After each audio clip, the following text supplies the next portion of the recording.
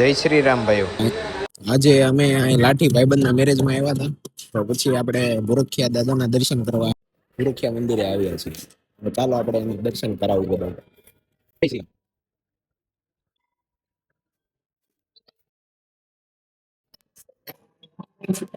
દર્શન કર્યા બાદ આપણે આ બાજુ રામ દરબાર છે, રામ ભગવાનના દર્શન કરી લઈશું. ગોરખિયા મંદિરનું નવું મંદિરનું નિર્માણ થવાનું છે, તે એનું આ રીતનું બનવાનું છે, બતાવી દઉં.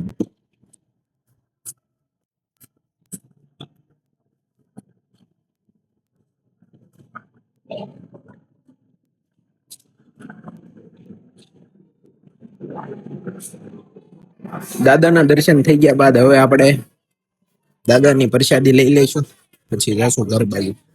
સેવા કરવાની કોઈ ઉંમર નથી હોતી. જય શ્રી રામ. જય શ્રી રામ. જય શ્રી રામ.